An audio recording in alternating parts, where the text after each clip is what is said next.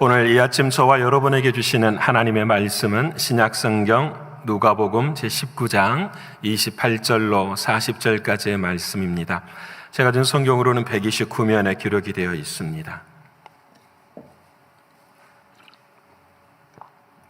누가복음 제19장 28절로 40절까지의 말씀, 우리 다 찾으셨으면 이 아침 함께 읽겠습니다. 예수께서 이 말씀을 하시고 예루살렘을 향하여 앞서서 가시더라. 감람원이라 불리는 산 쪽에 있는 벳바게와 베다니에 가까이 가셨을 때에 제자 중 둘을 보내시며 이르시되 너희는 맞은편 마을로 가라. 그리로 들어가면 아직 아무도 타보지 않은 나귀 새끼가 매여 있는 것을 보리니 풀어 끌고 오라. 만일 누가 너희에게 어찌하여 푸느냐 묻거든 말하기를 주가 쓰시겠다 하라 하시매 보내심을 받은 자들이 가서 그 말씀하신 대로 만난지라.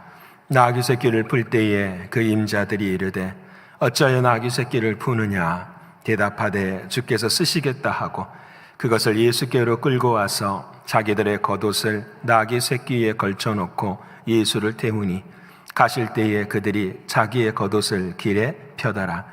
이미 감난산 내리막길에 가까이 오심에 제자의 온 무리가 자기들이 본 바 모든 능한 일로 인하여 기뻐하며 큰 소리로 하나님을 찬양하여 이르되 찬송하리로다. 주의 이름으로 오시는 왕이여 하늘에는 평화여 가장 높은 곳에는 영광이로다 하니 무리 중 어떤 바리새인들이 말하되 선생이여 당신이 제자들을 책망하소서 하거늘 대답하여 이르시되 내가 너에게 말하노니 만일 이 사람들이 침묵하면 돌들이 소리 지르리라 하시니라. 아멘. 오늘 돌아가신 하나님의 말씀이 저와 여러분에게 생명이 되고 능력이 되기를 간절히 축원합니다. 오늘은 2021년 종료주일입니다. 종료주일의 의미는 사랑하는 주님께서 십자가를 지시기 위하여 예루살렘 성으로 입성하는 날을 종료주일이라 합니다. 왜 종료주일이라 호칭합니까? 그날에 많은 사람들이 종려나무 가지를 흔들고 환호하였기 때문이라고 사람들은 이야기합니다. 그럼 우리는 또 질문하게 됩니다. 왜 종려 가지를 흔들어야 합니까? 광야에 사는 사람들, 사막에 사는 사람들에게 있어서 늘 인생의 가장 큰 기쁜 소식, 그것은 바로 사막의 길을 걸을 때에 목에 갈증이 나고 타는 목마름이 자신의 인생 가운데 있을 때에 저 사막의 한쪽 끝에 종려나무가 보이면 아, 나는 살았구나 라는 것을 이야기한다고 합니다. 왜냐하면 그 종려나무 밑에는 반드시 오아시스가 있기 때문입니다. 종려나무의 가지가 상징하는 것, 의미하는 것은 바로 생명인 것입니다. 오늘 사랑하는 주님께서 예루살렘 성으로 들어가시는 가장 중요한 의미는 바로 죽음으로 생명을 이루시는 것을 성경은 우리에게 말씀하십니다. 여러분 바라고 원하는 것은 오늘 저와 여러분의 마음에도 인생의 광야의 길을 걷고 계신다면 오늘 저와 여러분의 마음 가운데 종려나무를 흔들 수 있는 은혜가 있기를 소원합니다. 그럼 내가 흔들어야 될 종려나무는 무엇입니까? 물으신다면 사랑하는 예수님은 예루살렘으로만 가셔야 했습니다. 왜냐하면 예루살렘에는 성전이 있기 때문입니다. 그 성전의 의미는 여러분이 아시는 것처럼 화려함이나 크기나 웅장함이나 위대함이 아닙니다. 성전이 이 땅 위에, 아니 우리에게 주는 유일한 의미는 바로 죽고 다시 생명을 얻는 제사의 의미가 그곳에 있기 때문입니다. 사랑하는 주님은 친히 제물이 되어 주시기 위해서 예루살렘 성으로 들어가고 계십니다. 그리고 우리에게 말씀하십니다. 내가 죽음으로 너희가 생명을 얻노라 말씀하십니다. 사랑하는 여러분, 오늘 저와 여러분의 인생의 발걸음에게, 오늘 저와 여러분의 삶의 자리 속에서도 이 기독교의 진리가 흔들리지 않기를 원합니다. 나는 죽고 예수 안에 삽니다. 나는 죽고 예수의 생명으로 살아갑니다. 우리는 지난 주 중에 혈루병거인 여인 한 분을 만났습니다. 여러분, 인생의 모든 자리 속에서 죽음을 쏟아내야 하는 그런 인생이었습니다. 하지만 그 여인이 사랑하는 주님을 붙잡습니다. 그 사랑하는 주님의 옷자락만 붙잡으면 나을 수 있겠다라고 하는 마음의 믿음 안에서 그 여인은 그 옷을 붙잡습니다. 결국은 돌에 맞아 죽어야 되는 그의 인생이 주님을 만남으로, 주님과 연결됨으로 새로운 생명을 얻게 되는 것을 함께 나누었습니다. 사랑하는 여러분, 오늘 저와 여러분도 마찬가지입니다. 주님 만나지 않으면 죽습니다. 주님과 연결되지 않으면 생명을 얻을 수가 없습니다. 어떻게 하면 주님과 연결될 수 있을까? 길은 하나뿐입니다. 죽어야 하는 것입니다. 오늘 사랑하는 주님과 같이 예루살렘 성으로 그 죽음의 발걸음을 옮기지 않으면 우리는 어떤 생명도 얻을 수가 없습니다. 저와 여러분의 마음에 오늘 이 시간 우리들의 마음이 무엇인가 가질 수 없는 허무함과 안타까움이 저와 여러분에게 있으십니까? 주님과 떨어져 있기 때문입니다. 주님과 다시 한번 연결해서 주님의 생명으로 다시 일어서실 수 있는 저와 여러분의 신앙과 믿음이 되기를 소원합니다. 저는 오늘 종려주일 이 누가복음 19장의 말씀을 중심으로 해서 이렇게 제목을 정해보았습니다. 나는 죽고 말씀이 사는 길. 어떻게 하면 예수님과 생명이 연결될 수 있을까? 어떻게 하면 예수 그리스도 그분이 나에게 진짜 능력이고 믿음이 될 수 있을까? 그 길은 바로 오늘 본문의 말씀에서 우리에게 주어지는 은혜인데 그것이 바로 말씀이 사는 길인 것을 우리에게 보여주십니다. 사랑하는 여러분, 오늘 하루 동안 이 말씀 안에서 성령의 은혜를 누리시되 특별히 나는 죽고 말씀이 사는 은혜의 삶 되기를 축원합니다.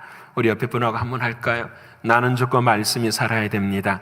나는 죽고 말씀이 살아야 됩니다. 믿으십니까? 네, 나는 죽고 말씀이 살아야 됩니다. 나는 죽고 말씀이 살아야 됩니다. 오늘 본문에는 그와 같은 인생의 부류고 세 부류가 나옵니다. 첫 번째 부류는 여러분이 잘 아시는 나는 죽고 말씀이 산 인생이 바로 나귀 새끼의 주인이었습니다. 오늘 사랑하는 주님께서 이제 벳박에 거의 이르렀을 때에 사랑하는 제자들을 베다니 마을로 보냅니다. 제자들아, 저쪽으로 가면 한 번도 사람이 타지 않는 나귀 새끼가 메어 있을 터인데 그것을 풀어 끌고 오너라, 이렇게 말씀을 하십니다. 여러분, 제자들도 참 믿음이 좋습니다. 갔더니 정말로 사람이 한 번도 타지 않는 나귀 새끼가 묶여 있습니다. 그래서 이 제자들은 주님의 말씀 그대로 그 나귀를 풀어서 데리고 오려고 합니다. 여러분, 참 말이 되지 않지요. 대가를 치러야 되죠. 나귀 새끼의 값을 주어야 되잖아요. 그렇죠? 그러자 아니나 다를까 주인이 그 곁에서 물어봅니다. 이 왜 나귀를 끌고 가려 하십니까? 그때에 사랑하는 주님이 제자들에게 일러주었던 말을 그대로 합니다. 주가 쓰시겠다 하라. 여러분, 이 나귀 새끼 주인이 그 제자들의 입에서 나오는 한마디 주가 쓰시겠다 하라, 이 말 앞에서 유구무원입니다. 그대로 그 나귀 새끼를 주고 맙니다.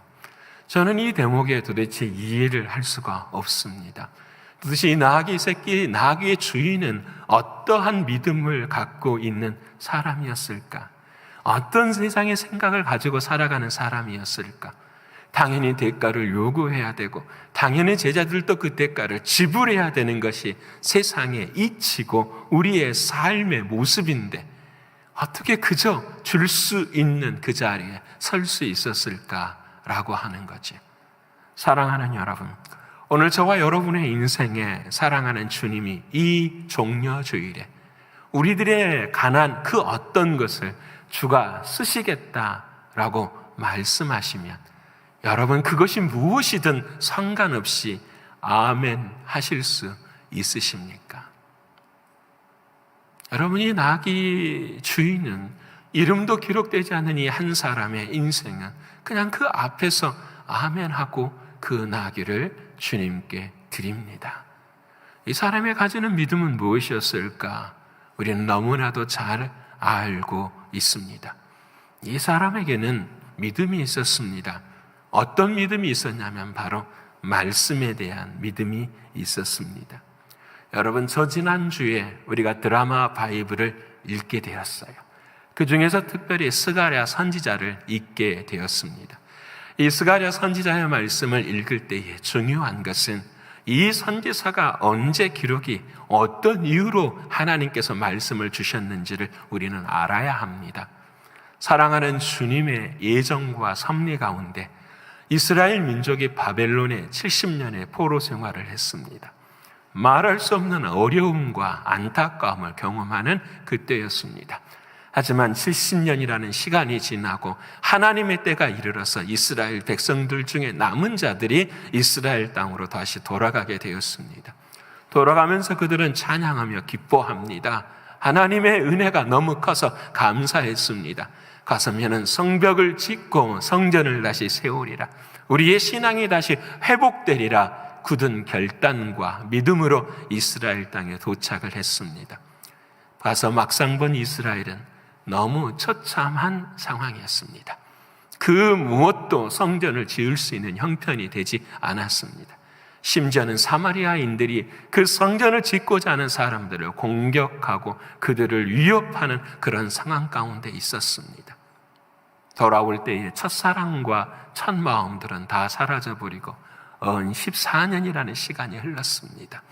아무것도 할 수 없는, 하나님께서 계속 선자들을 통하여서 그들의 마음을 두드리시지만 하나님, 우리는 능력이 없습니다. 힘이 없습니다. 아무것도 할 수가 없습니다. 그때 스가랴 선자를 통하여서 주님께서 주시는 말씀이 있습니다. 이 일은 힘으로도 되는 것이 아니요 능으로도 되는 것이 아니요 오직 나의 신으로 되는 것이니라.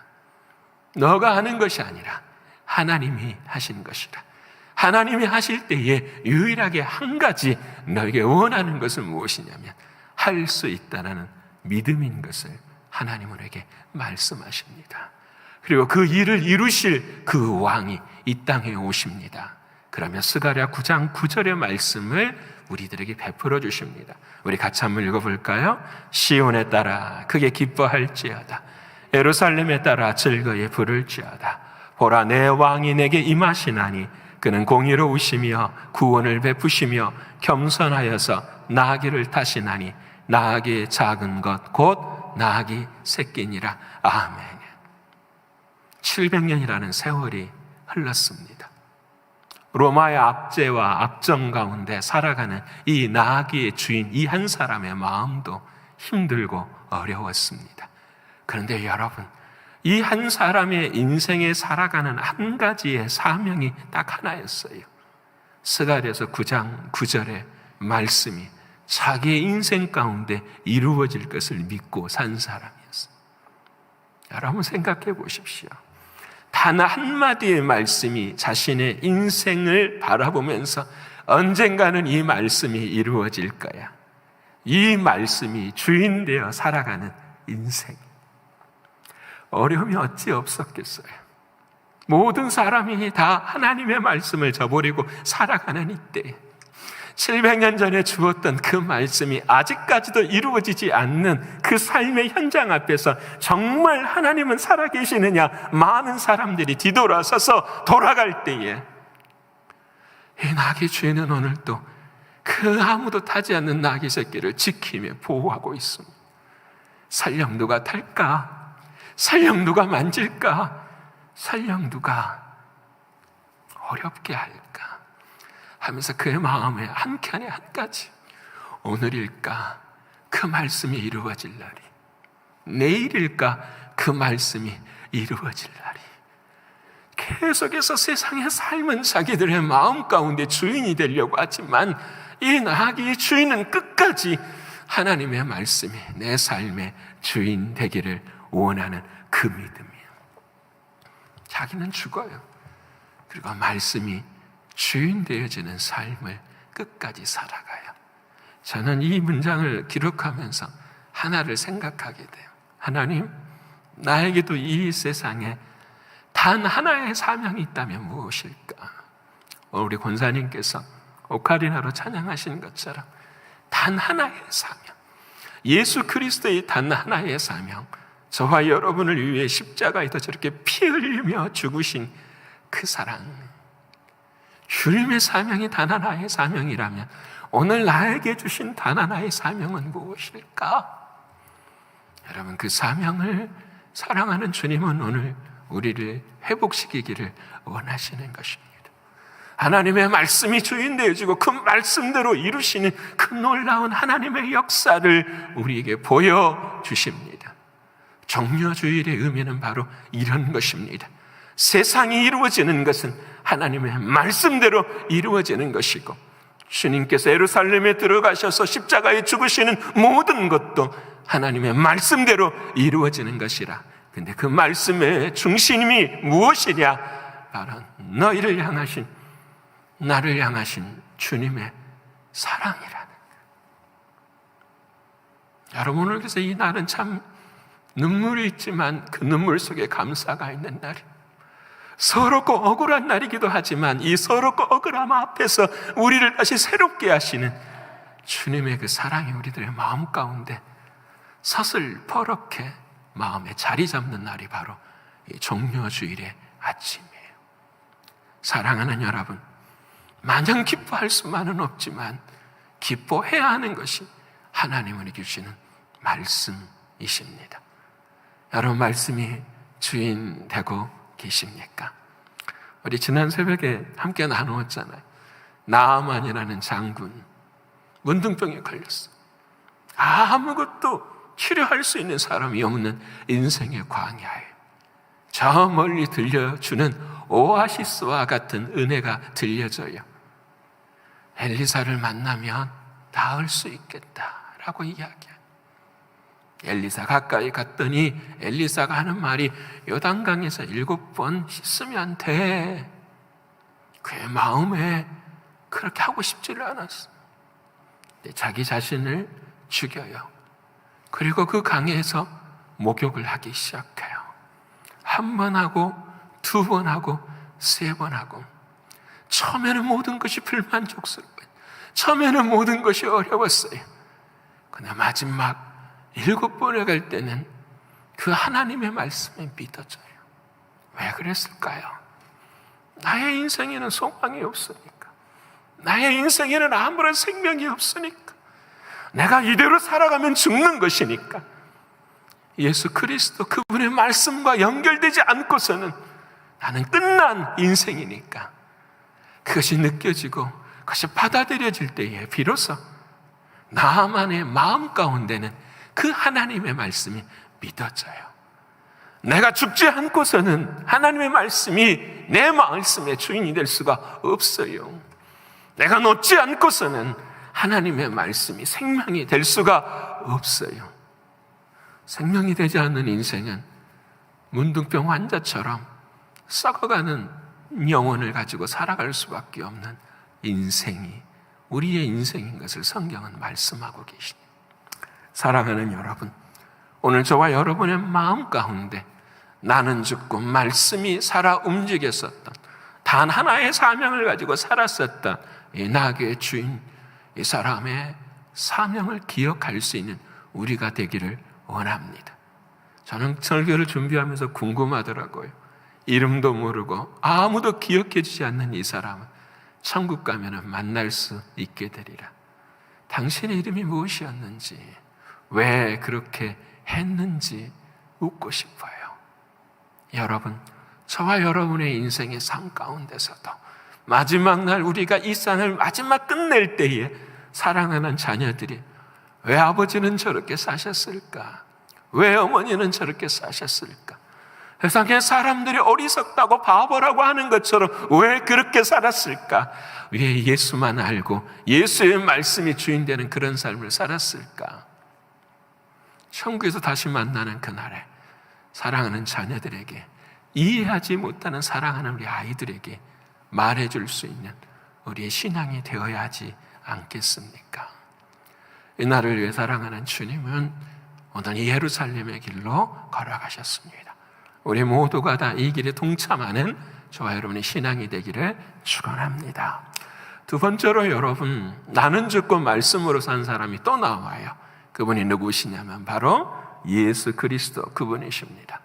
오늘 사랑하는 주님은 우리가 아는 것처럼 나귀 새끼를 타고 들어가십니다.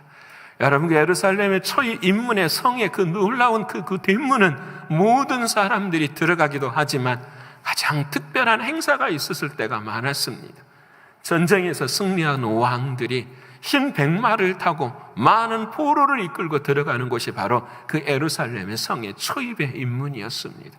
그러니까 모든 사람들은 다 그 모습을 바라보면서 주눅이 듭니다. 맞아, 세상이라는 것은 이런 거야. 힘을 가진 사람이, 능력을 가진 사람이, 백마를 탄 사람이, 세상에서 잘 살고 모든 것을 소유한 그 사람이 진짜 복받은 사람이야.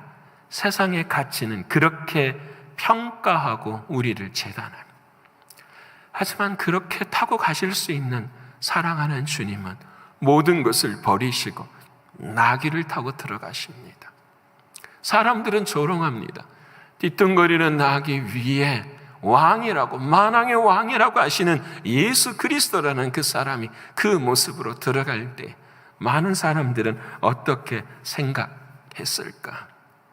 하지만 사랑하는 주님은, 여러분, 사랑하는 주님은 그 조롱과 모욕과 멸시를 다 알고 계시면서도 나귀를 타고 들어가세요. 왜 그럴까요?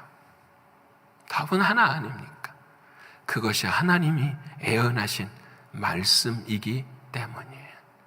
하나님이 이미 예언하신, 하나님께서 이미 700년에 예언하신 그 말씀 그대로 사랑하는 주님은 그 일을 감당하시는 거예요. 우리에게 주시는 하나님의 말씀이 있습니다. 세상의 가치를 따라가느냐, 하나님의 가치를 따라가느냐.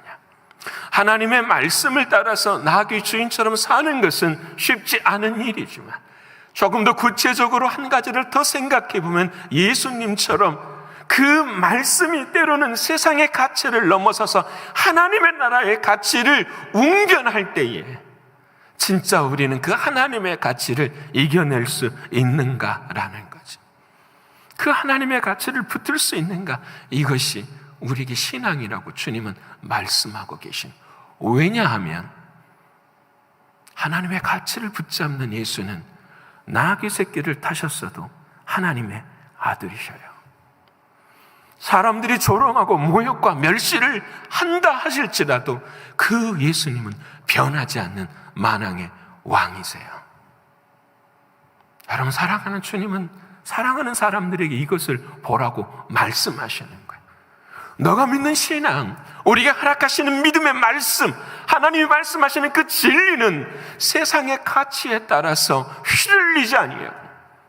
이 세상의 어떠한 모습이든지 하나님의 말씀은 영원하고 불변하고 생명이라는 것을, 진리라는 것을 우리에게 말씀해 주고 계시는 거예요. 이 시대를 생각하며 회개하며 돌아보게 됩니다. 세상을 향하여 말할 게 없어요. 우리는 교회를 향해서 생각하게 돼요. 여러분, 교회 안에서 우대받는 사람들은 어떤 사람들입니까? 저와 여러분이 섬기는 신광교회는 어떤 교우들이 더 우대를 받고 있습니까? 아니, 나는 어떤 사람들을 더 우대하고 싶으십니까? 어떤 사람들과 함께 더 교제하고 싶으십니까? 우리 사랑하는 자녀들은 교회 학교에서 어떤 모습을 목적으로 삼고 이 땅에 교회를 생각하며 예수님을 섬기고 살아가야 한다고 교육받고 있습니까? 여러분, 우리 각자들의 마음 가운데는 할 수만 있으면 큰 교회가 되기를 원하는 우리들의 마음, 그 세상에 사람들이 인정해 줄 만한 그런 교회로서 발돋움하려고 하는 우리들의 마음이 있지 않습니까?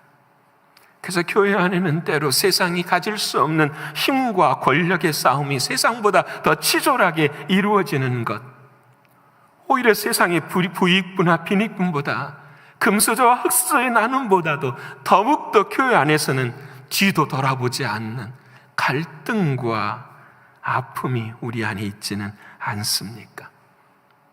답은 하나지 않나요?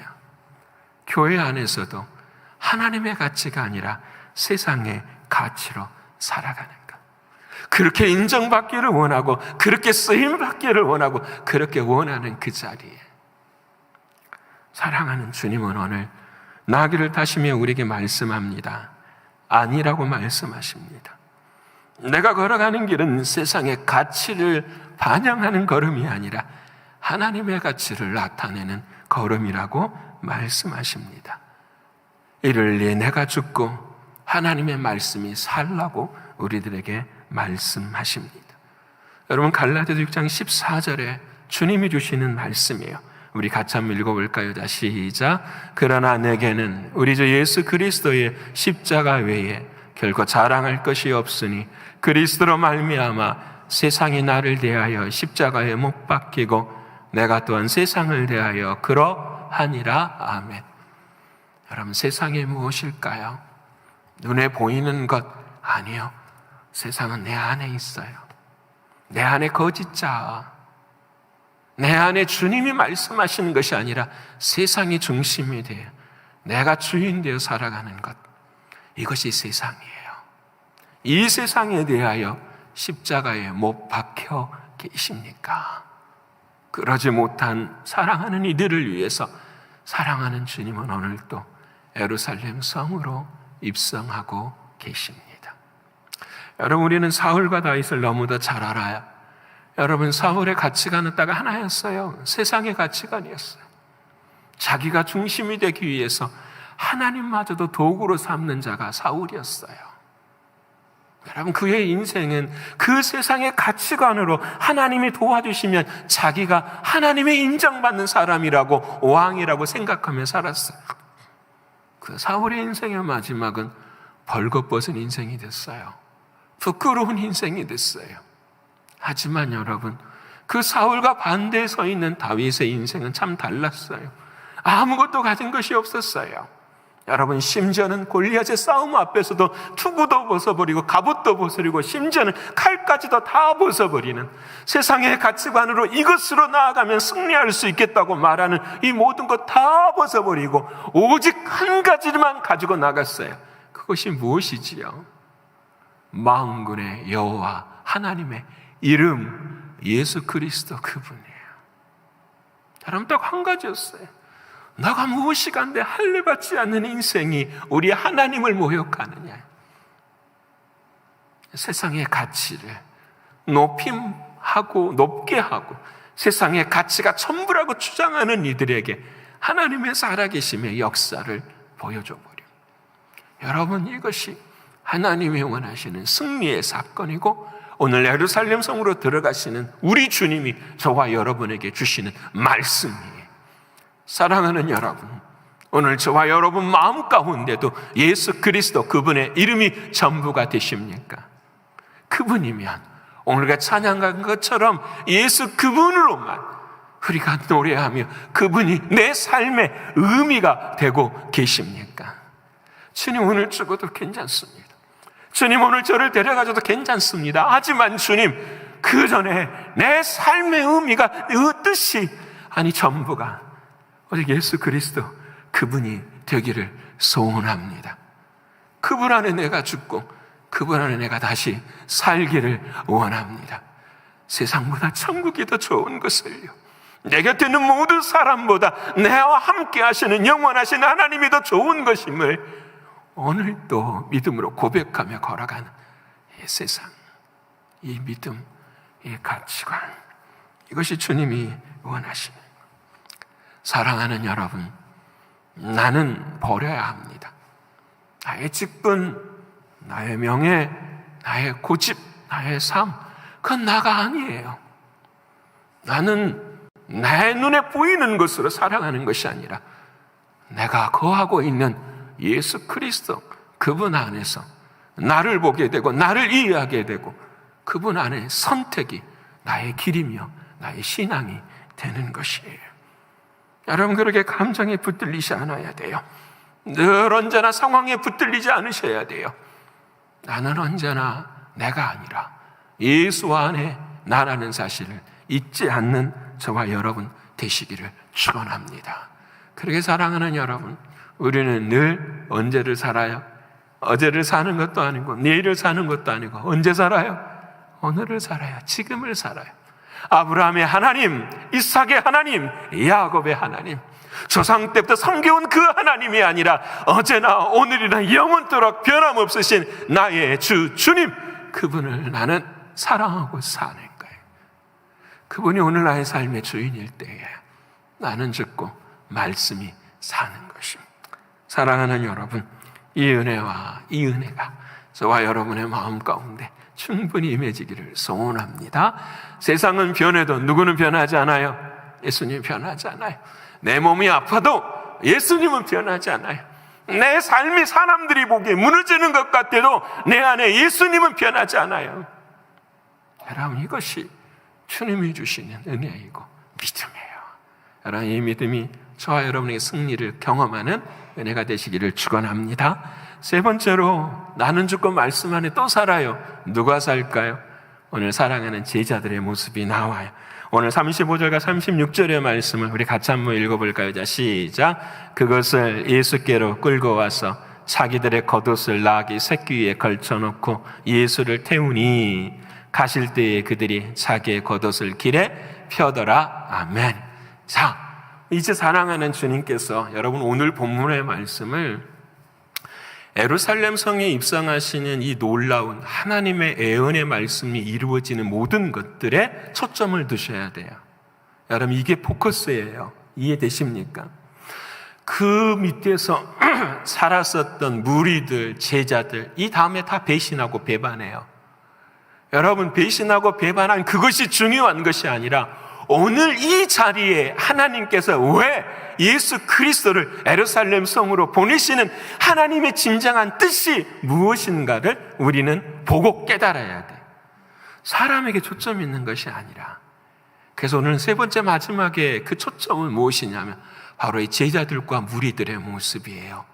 제자들과 무리들은 방금 말씀드린 것처럼 다 배신하고 이제 5일이 지나면 그 십자가 앞에서 전부 다 예수를 죽이라고 아우성치는 이들이 다 이들이에요. 그런데 오늘 그들이 알지도 못하던 그들의 믿음의 연약함에도 불구하고 하나님이 그들에게 행하게 하신 것이 있어요. 그것이 뭐냐면 겉옷을 까는 일이에요.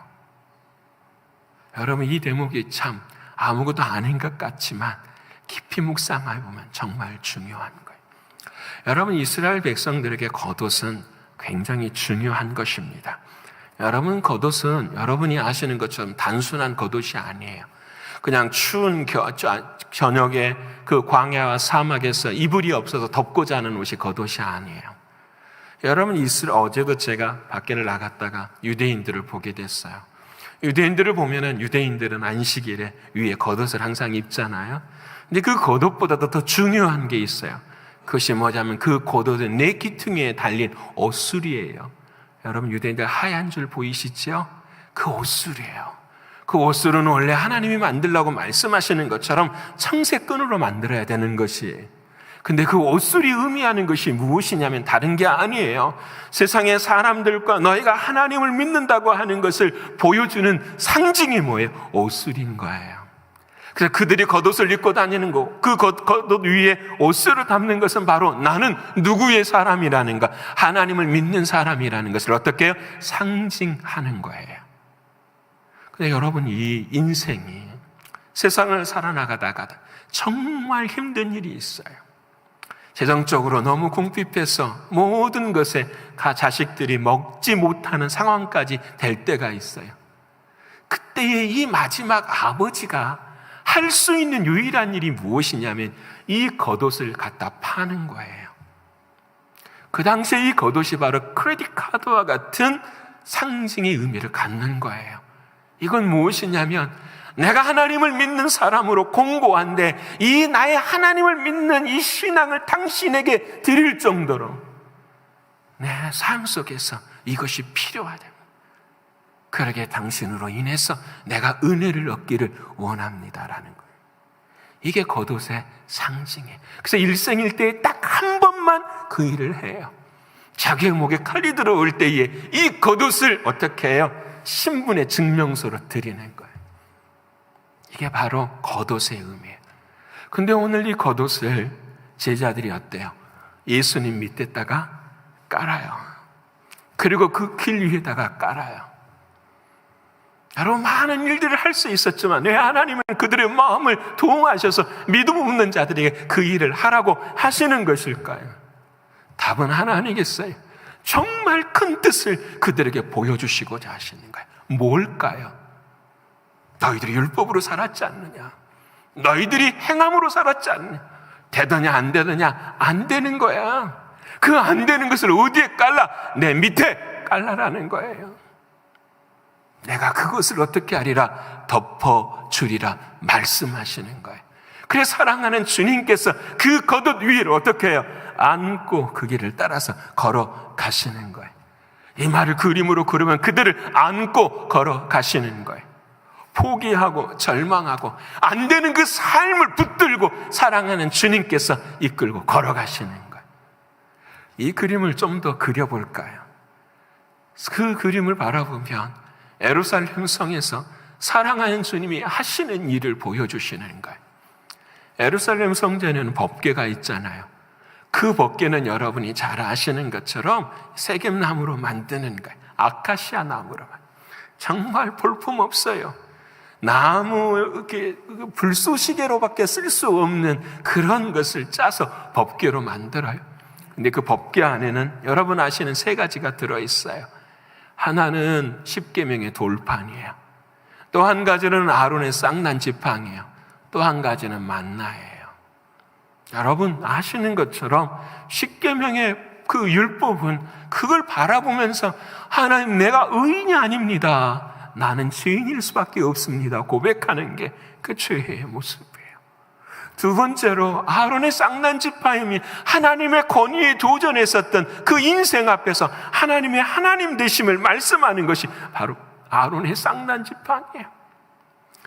세 번째 만나는 하늘에서 늘 40년 동안 매일 아침마다 고기와 먹거리가 떨어지지만 그 일 앞에서 불평하고 원망하고 하나님을 향한 믿음을 갖지 못해서 가나안 땅에 죽어버린 그들의 인생이 그들의 앞에 만나였어요. 그것이 율법이었어요. 이것이 그들의 겉옷이었어요. 근데 그 위에 사랑하는 주님이 예루살렘을 가지고 들어가시는 거예요. 그 주님의 십자가가, 그 보혈의 피가 그 법궤를 덮어요. 그래서 그 자리를 시은자라고 해요. 시, 베푸실 시, 베풀 시자, 은은 은의 은자, 좌자는 자리 좌자, 앉을 좌자예요. 하나님께서 은혜를 베푸시는 그 자리, 여러분 이해되십니까? 하나님이 은혜를 베푸시는 그 자리가 이번 금요일에 그 골고다 언덕의 십자가에 미치기도 있을 수 있지만 이미 오늘 사랑하는 주님은 예루살렘의 나귀를 타고 그 밑에 겉옷을 까시는 그 장면과 오버랩을 하나님은 시켜오기. 여러분, 저는 오늘 저와 여러분에게도 설교를 준비하면서 묻고 있는 거예요. 나는 겉옷을 깔고 있는가?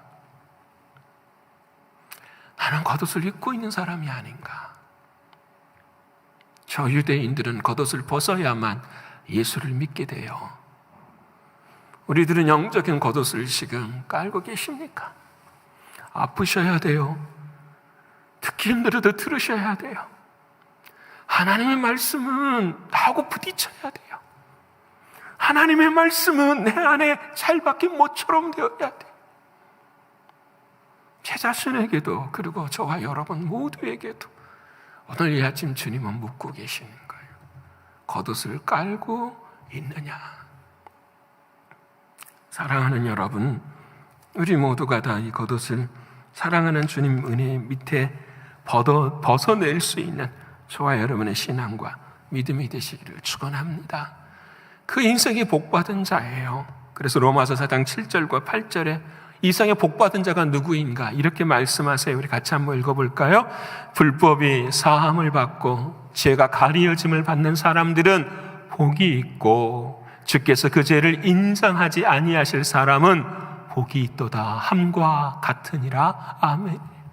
저와 여러분 모두가 다 겉옷을 이미 벗어 놓으셨다면 사랑하는 주님께서 저와 여러분을 피로 정결케 해주신 걸 믿으십니까? 바로 오늘 이 예배의 자리가 바로 이 기쁨의 자리예요. 그래서 예루살렘의 모든 백성들이 어떻게 해요? 종려 넘어 가지 입을 가지고 뭘 하는 거죠? 뭐라고 외칩니까? 호산나, 이제 주여 모아소서, 구원하소서. 옆에 분하고 말할까요? 우리도 호산나를 외치십시다. 우리도 호산나를 외치십시다. 주여 이제 모아소서, 구원하소서. 주여 이제 나를 구원하소서. 여러분, 그랬더니 어떤 사람이 등장했어요? 바리새인들 몇 사람들이 주님이시여, 저 시끄럽게 떠드는 사람들 좀 책망하세요라는 거예요. 우와, 무섭지 않나요? 하나님의 말씀의 역사가 이루어지는 그때, 하나님의 말씀대로 모든 것들이 다 이루어지는 그때에 어떤 사람들이 등장하는 거예요. 바리새인들이 등장해서 뭐라고 말하냐면, 주님 저들을 좀 책망하세요. 그때 주님이 뭐라고 말씀하십니까? 그들이 침묵하면 돌들이 일어나 찬송하리로다. 저는 오늘 저와이로 모두가 다 이 돌들이 되기를 축원합니다. 사랑하는 주님은 택하신 자를 반드시 생명 주시고 찬송하게 만드십니다. 예사야 43장 21절에 내가 너희를 지었나니, 이 백성을 지은 이유가 무엇이냐? 나를 찬송하게 하려 함이니라. 이 놀라운 은혜의 역사가 돌들이, 여러분, 돌들이 터져서 생수가 나오는 것처럼 하나님의 찬송이 나와버려요. 오늘 저와 여러분의 마음이, 예수 그리스도의 마음이 책망하는 자, 비판하는 자가 아니라 우리들의 영혼이 하나님의 음성을 듣고 그 음성을 통하여 주님을 찬송하는 자, 목소리로 하는 것이 아니라 나는 죽고 말씀이 살고, 나는 죽고 말씀이 살아서 사랑하는 주님을 찬송하게 되는 은혜의 그 자리에, 사랑하는 주님 그리고 사랑하는 여러분, 오늘 저와 여러분 모두가 다 이 은혜의 삶이 흘러넘치기를 축원합니다. 그래서 이제 내일부터서 사랑하는 주님의 십자가 짊어지시는 고난주간의 첫날이, 새벽이 다가옵니다. 여러분, 저는 이번 한 주간 동안에는 많이 아플 거예요. 힘들 거예요. 그래도 해야만 해요. 지난 1년 동안 우리들의 신앙에 있어서 회개해야 될 부분들이 얼마나 많은지, 모든 부분에 대해서 한 가지 한 가지 주님 앞에 내어놓기를 소원합니다. 회개하고 성금요일에 주님의 십자가의 보혈로 깨끗함 받고 거룩한 부활의 주일에 사랑하는 주님과 다시 사는 믿음의 역사가 일어나기를 소원합니다. 그래서 다음에는 어떤 팬데믹이 내 삶의 자리에 찾아올지라도 내 삶의 자리에서는 말씀이 주인이 되어지고, 하나님이 말씀하시는 예수가 주인이 되어지고, 십자가의 보혈이 주인이 되어지는 내 남은 인생이 되리라 고백하실 수 있는 저와 여러분의 한 주간이 되기를 소원합니다. 사랑하는 여러분, 모두가 다 깨어나셔서 하나님의 이 주님의 거룩하신 발자취에 동참하시고 동행하셔서 나를 위해 십자가에 피 흘려 죽으신 그 주님을 만나실 수 있는 2021년의 거룩한 고난주간이 되시기를 간절히